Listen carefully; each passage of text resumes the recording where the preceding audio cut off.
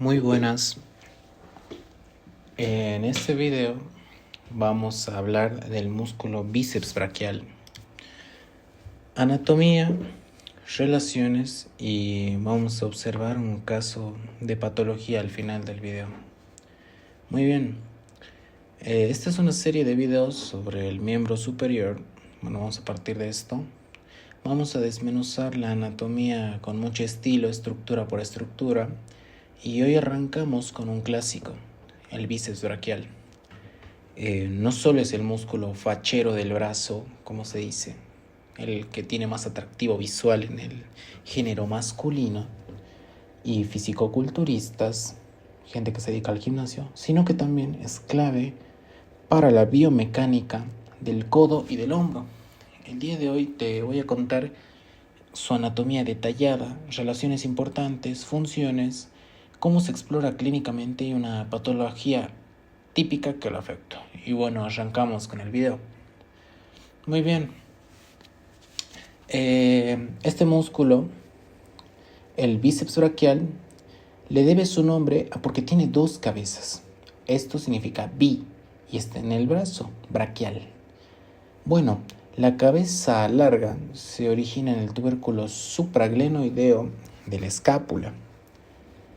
El tendón cruza por dentro de la articulación glenohumeral, que es intraarticular, y baja por el surco intertubercular del húmero, rodeado por la vaina sinovial.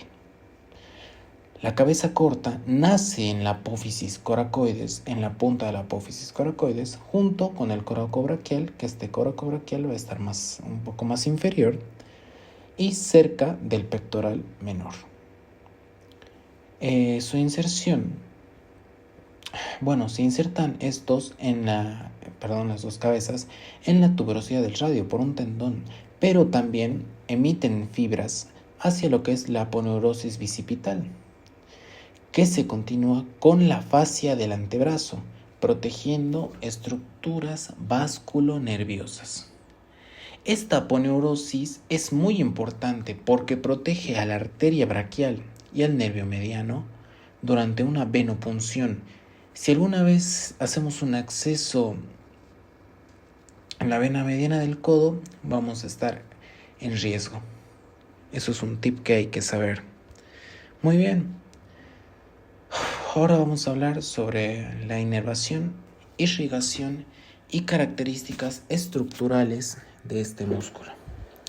Muy bien, este músculo va a estar inervado por el nervio músculo cutáneo, un ramo terminal del fascículo lateral del famoso plexo braquial. Las raíces C5 a C7. Asimismo, este nervio también, vamos a ver más adelante, perfora el coracobraquial. Desciende entre el bíceps y el bíceps braquial, y el braquial anterior. Termina como el nervio cutáneo lateral en el antebrazo y su irrigación va a ser por ramos musculares de la arteria braquial. Su clasificación va a ser como un músculo fusiforme, un músculo largo con fibras paralelas, que es ideal para movimientos rápidos y potentes, como su función principal, que es la flexión del codo o también la supinación. Y si bien este no es el principal flexor del codo, porque este es el braquial, pero el bíceps es el más eficiente cuando el antebrazo no está en supinación, porque en pronación pierde palanca. Bueno, vamos a ver ciertas funciones biomecánicas del bíceps. El bíceps tiene la flexión del codo, como hemos mencionado, sobre todo en supinación. Si queremos hacer fuerza al levantar una pesa, ponemos el antebrazo en supinación para aprovecharlo al máximo. La supinación en cooperación con el músculo supinador, que es su principal función, en supinación contra resistencia, como cuando utilizamos, por decir, un destornillador. El bíceps es el mejor. Y también la flexión ligera del hombro, gracias a la cabeza larga que cruza esta articulación. Vamos a ver una comparación rápida del braquial, el bíceps y el supinador. El braquial es un flexor puro del codo, que está siempre activo. El bíceps, por su parte, es el flexor más activo en supinación y también, aparte, una función accesoria, como hemos mencionado, es que también supina. El supinador trabaja en supinación mucho más fina, especialmente cuando no hay resistencias oponentes. Bien, ahora vamos a ver las relaciones anatómicas importantes a este músculo. Superiormente, el bíceps está cubierto por el músculo deltoides que hemos mencionado en videos pasados. Medialmente se va a relacionar con el nervio mediano y la arteria braquial, que corren justo por debajo de la aponeurosis, que hemos mencionado también más antes. En la fosa cubital vamos a tener límites y relaciones que son muy importantes, como por ejemplo, vamos a tener una lateral, una medial, vamos a tener un piso y vamos a tener también un contenido. En la parte lateral tendemos al tendón del bíceps. En la parte medial tenemos al pronador redondo. Como piso vamos a tener al braquial y al supinador. Y como contenido vamos a tener al nervio mediano, arteria braquial y tendón bicipital. En clínica, cuando hacemos una punción arterial en la fosa cubital o la colocación de un catéter, estas estructuras son las que tenemos que conocer de memoria, ya que el bíceps nos sirve como referencia anatómica externa para estos casos.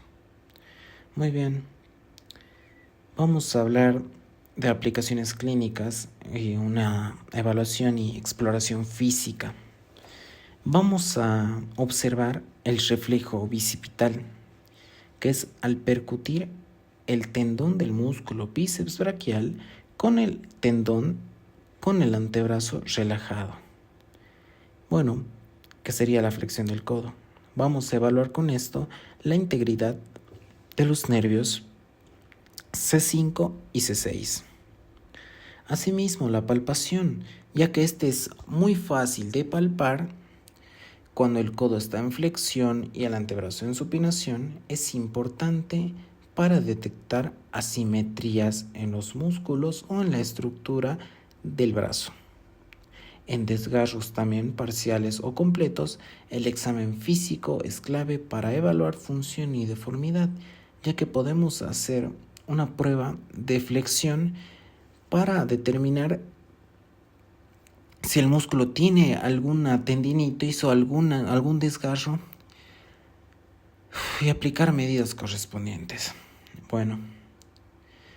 Y vamos a hablar como una patología o un caso de orientación clínica, la ruptura del tendón distal del bíceps. ¿Qué pasa? El tendón distal que se inserta en el radio, que ya hemos mencionado, se puede romper, especialmente en personas que hacen fuerza intensa y súbita. Cuando ocurre este desgarro, cuando ocurre esta rotura, se le dice un pop seguido de dolor y debilidad súbita. Un signo clásico es que el músculo se retrae de manera proximal y este es el famoso signo de Popeye. Vamos a tener pérdida de fuerza en la flexión y sobre todo en la supinación. Vamos a tener un dolor intenso en la palpación del antebrazo proximal. Y para estos casos es importante una exploración clínica, ecografía y resonancias. Como tratamiento vamos a tener casos quirúrgicos, necesidad de cirugías en personas jóvenes o activas, reconexión del tendón al radio. Y esto fue todo sobre el bíceps braquial. Y como vimos, no es solo un músculo de revista que está ahí, que sea atractivo, sino que tiene una estructura clave para el movimiento y también el diagnóstico en la región del brazo, ¿no? Bueno, vamos a ver más videos adelante. En el próximo video vamos a pasar a la parte posterior, que es el tríceps braquial y sus secretos.